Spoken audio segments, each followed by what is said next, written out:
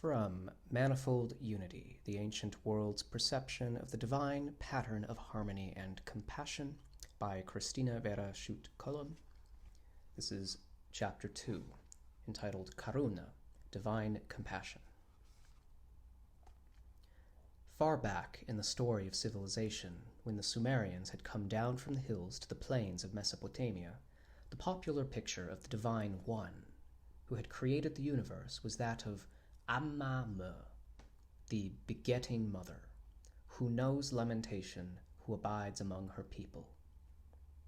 There is a hymn to her, translated by the late Dr. Stephen Langdon, the American Assyriologist at Oxford, that perhaps was intended to be sung on behalf of a woman in travail, or that may have been chanted during the ritual services in which the divine being was annually implored to allow the spring sun to be born once again and bring rebirth to nature. It always has to be remembered, in studying the religious poetry of the ancient East, that devotional language, just like the language of lovers, poets, and storytellers, was almost entirely pictorial, metaphorical, richly, indeed, from our own standpoint, daringly imagist. In this hymn, the divine being who is continually creating and recreating the universe, and the visible witness of whose life-giving activity and order was held to be the sun by day and the moon by night, the moon and the attending stars by night, is addressed as the divinity who surveys mankind, mother of the faithful breast. And on behalf of the petitioner it is prayed, "Piteous art thou, O for me compassion take." It does not really matter whether the hymn was part of a springtime ritual, or more particularly a chanted prayer for an individual suffering woman longing to be delivered. The fact remains unaltered that the divine source of being, the upholder and guide of suffering humanity, was regarded as piteous and compassionate, like a mother, as well as being the very principle of justness and unfailing order. Such of the hymns and rituals of Sumeria and Babylonia as have been translated for us certainly show that the universe was regarded primarily as the expression of the divine law of unity and unerring justice that was held to be the word, logos, or perhaps better, the utterance, because it was essentially a chanted or a musical word of the One, made manifest not only in the many, but in the serialization of the One in the concept of past, present, future, or as we would say, in time. It is also true that the beauty and wonder of this divine utterance claimed the first allegiance of their poets and natural philosophers alike, and that the Mesopotamians' worship of the Divine One consisted almost wholly in lauding this beauty, particularly as it was manifested in the regular motions of the heavens, the reoccurring seasons, and the succession of day to night. Their festivals, moreover, were occasions for celebrating this wondrous beauty and triumphant law, and for expounding it to the populace in an endless series of religious pantomimes, setting forth in allegory the story of cosmic creation and of the seasons. Their sacrifices and prayers were mainly directed towards demonstrating the ardent hope that creation would continue to roll on its way through time, and that the promise of spring should not fail.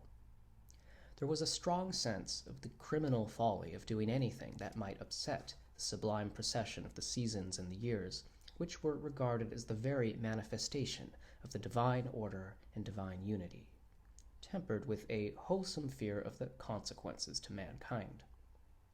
Such an event as an eclipse, for instance, was terrifying, and seemed to suggest divine retribution for willful error on the part of mankind, or at any rate a stern divine reminder that retribution must surely follow error. The conscience of man is rarely free from knowing that the wrongs have been done by man. Hence, when catastrophe seemed to threaten, a sense of wrongdoing was a natural reaction. Many of the allegories and the pantomimes, devised, we must suppose, by the temple priests, deliberately worked upon this wholesome fear of consequence of ill-doing. Yet through it all, those men of civilization's dawn knew intuitively that divine compassion was no less of the essence of this power that spoke through the manifold universe than was that joy-inspiring order whose beauty captivated their thinkers and whose practical benevolence manifested in the recurring blessings of natural increase in field and farmstead, and also in the human family, in the home, stirred the hearts of the simple populace to joyful gratitude.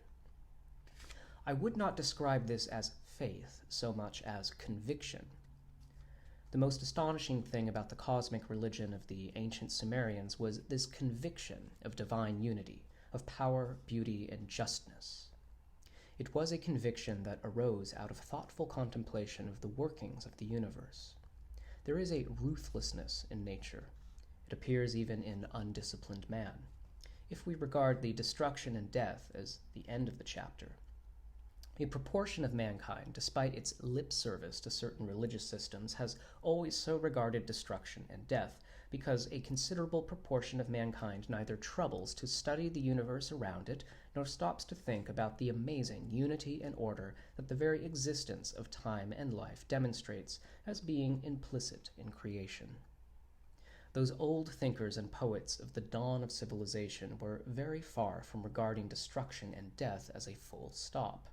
They were both scientific observers and poets, and the unfailing order which they observed in the universe was adequate testimony to their thoughtful minds of what we today should probably describe as the indestructibility of the fundamental material of the universe demonstrated in the workings of evolution, or as I myself would prefer to put it, in growth. Since, to my mind, life is a function of growth rather than vice versa. I'm ready to admit that this way of looking at creation, at growth, has been imposed upon me equally by two studies. Firstly, by the study of nature itself as biophysics, and more particularly as radioactivity has revealed her workings. And secondly, by the study of ancient cosmic religious philosophy, as the old poets and makers of allegories have set it forth. The natural philosophers and poets of Sumerian and Babylonian civilization regarded the entire drama of natural birth and growth as something which in itself bore irrefragable testimony to the merciful kindness of the divine power manifested in being. They visualized this divine merciful kindness towards themselves and most completely in the fructifying light and warmth of the sun, in the fertilizing quality of the life-giving waters, and in the regularizing quality of the unfailing guidance of the moon and the stars by night. It must be remembered that night was much more familiar to those old people than it is to us, who live amid island mists and depend so much on artificial lighting. The heat of day made travel by night something that was familiar routine. Wild beasts of prey made the watching of flocks and herds by night quite essential. Agriculture depended on profiting by the seasons and by the annual floodwaters, and this, in turn, necessitated some method of measuring time and predicting the seasons. Consequently, the study of the motions of the heavenly bodies was imposed upon them by the very circumstances of their lives and the clime to which their life was set. They studied them to some purpose. The degrees of our modern compass, the familiar face of our clock, many of the weights and measures still used in different parts of the world, all of them are inherited by modern civilization from the systematization of those old Mesopotamian astronomers. I almost said astrologers. Ugh.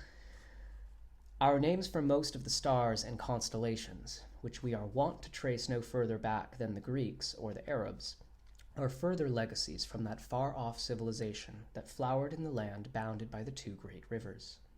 Perhaps only our modern physicists are able to fathom the depths of the reasoned veneration that these pioneers of civilization felt for the order displayed by the stars in their courses.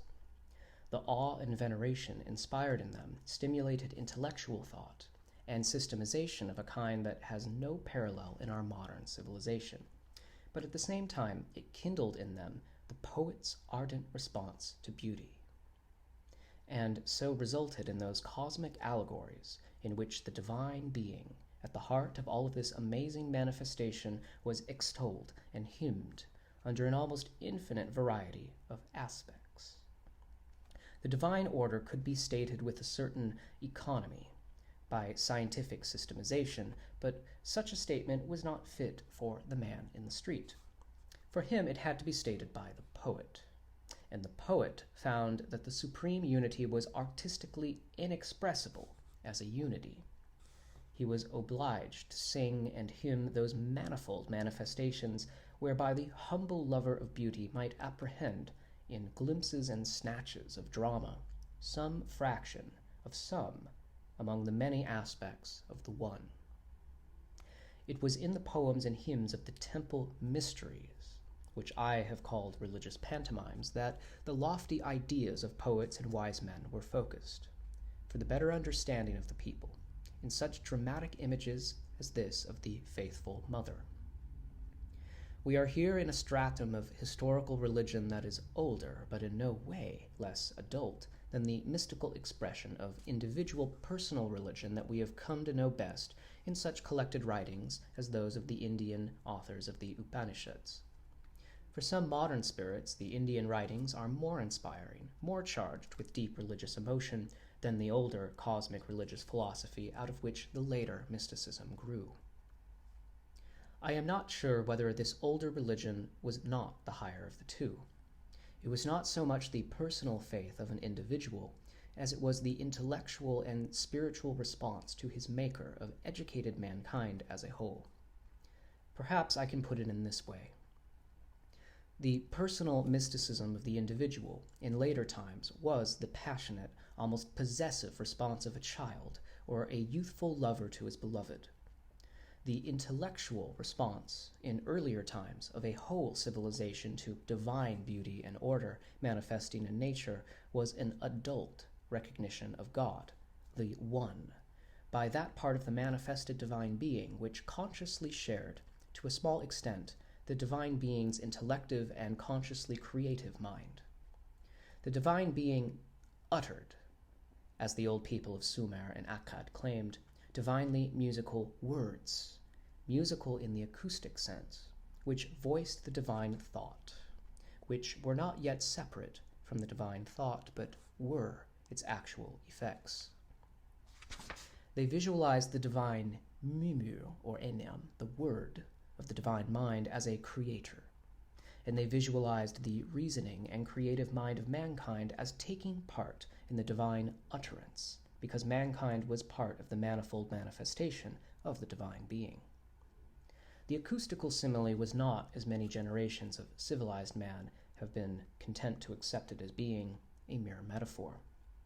There is good reason to believe that the ancient Sumerians, for whom music was an integral part of religious ritual, had discovered the mathematical inevitability of the scale of musical sounds to which the name harmonia, or fitting together of parts, was given by the later Greeks, and whose mathematical basis has been rediscovered in our own day by the musicologist Miss Kathleen Schlesinger. The kind of mathematical order demonstrated in this natural scale of sound intervals, of the relationship existing between the frequencies of the musical notes in the scale, was something that was capable of scientific proof, and that, apart from musical performance, could only be stated mathematically. It reinforced, if reinforcement were necessary, their apprehension of a fundamental order reached through their study of number and of measure, the systematization of both of which had based on astronomy and geometry. Consequently, when creation conceived as a manifestation through the media of time and space of the God one in the many, was likened by them to a musical sound possessing meaning, they were reducing to a symbol that the finite mind of man could apprehend something which infinitely transcended human understanding in its amplitude and its beauty, yet whose beauty was similar in kind to that order which they found capable of demonstration in music.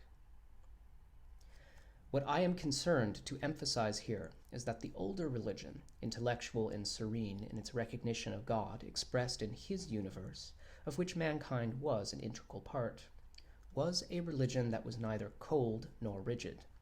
It took for granted the fact of compassion, a word which means fellow feeling or suffering with, Not only did they take it for granted in the kindliness inherent in the regularity with which the returning sun and all the joys of springtime and harvest could be counted upon, and for which religious mankind showed itself joyfully grateful, as for the return of one mourned dead, yet returned to life. But they accepted it also in creating that warm imagery in which the source of being was visualized as the universal mother. So death was not necessarily something cruel in the eyes of these wise people. Death was change. It was change of the kind undergone by the seed when buried in the soil, that sprouts again at the touch of the spring sun and the caress of the rain.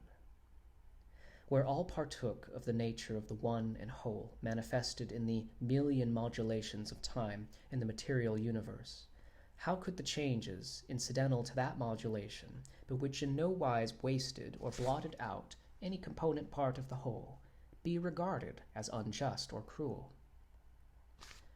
This was not what many Western people think of when they speak of pantheism, which indeed would appear to be a purely Western misconception of an Eastern idea. This old cosmic philosophy anticipated Einstein in regarding manifestation of the One as something that appeared to take place in time, as being indeed a serialization of something that transcended the limitations of the human mind in grasping the fact of being. In that general rationalization of the universe, of which I have spoken already, those wise men of Mesopotamia related the expansion of the material universe to its expansion in time. They conceived time and space as ideally measurable, but not as completely measurable within the limited experience of that part of manifestation represented in the mind of man himself. The Greeks called this term incommensurability, I think. And they sought to render their scientific rationalization amenable to the same kind of ineluctable law which they were convinced held the entire manifested universe together. There was no room for cruelty within the perfection of this ideal scheme. On the contrary, evil was seen to consist, if I may use a homely simile, in throwing a spanner into the works. To upset the living equilibrium of this exquisitely balanced manifestation of divine harmony constituted discord, and discord was its own doom and damnation. Discord, as a character figured in their pantomimes. To thinkers who had so strong a conviction of the unity of the manifold universe and of all life as the very expression of the Deus Unicus, there could be nothing terrifying or cruel in the operation of change, as it affected individual parts of the whole, for the whole was still the sum of the parts. That which hurt the smallest part must injure the whole. Disharmony was a trouble that must cause grievous injury to the whole, and hence to every part of the whole. From this followed naturally that the sorrows of the least of God's creatures must pierce the beating heart of creation. These are the adult ideas of a reasoned cosmic philosophy. They could not be fully set forth in all their compelling logic in popular pantomime. But may I suggest a parallel? The great dramatic poet Shakespeare wrote largely for the groundlings in popular playhouses, and yet there are profound truths and wonderful beauty in his masques and comedies. So too, in the cosmic allegories dramatized in the religious pantomimes of the Sumerians and Babylonians, there is a sublime poetry that shadows forth great truths of Sumerian cosmic religion. Yet it is inevitable that, although devised for the ignorant populace, the poetry in these pantomimes conveys more of beauty to the adult intelligence familiar with the philosophy than it ever could to the uninstructed groundlings enjoying the dramas as a spectacle. Western peoples have been too ready to mistake the stage machinery of the pantomime for the religion of these pioneers of civilization, and far too apt to take the fantasy literally. It is time that the philosophic and scientific religion behind the fantasies should be rescued from oblivion, because it has a message of hope for the schismatic world of today. The full logical expression of the adult ideas of the Sumerian and Babylonian people about God and the universe must be sought in the scientific rationalization achieved by their civilization, and their linkage of cosmic ideas with the facts of astronomy, mathematics, and music. It is too big a subject to be fully developed in an essay such as this, but I would like to put readers in the way of understanding that these ideas were reasoned and scientific, and that, far from being based on a crude polytheism, they were first and last grounded in a scientific knowledge of order as it was apprehended in nature and demonstrated in the physical laws of musical sound and of number. Of this there is ample indication in the literary remains of this early civilization, that if we study it with the light of other and derivative systems that have survived into later times. As the years and centuries went by, and as civilization spread, the basic principles of this cosmic religious philosophy were passed on to other peoples. We meet them then again in the Nile Valley, and we meet, too, the same urge to shadow forth the sublime mystery of the unique God's utterance in manifold creation, in a series of allegoric religious dramas and rituals.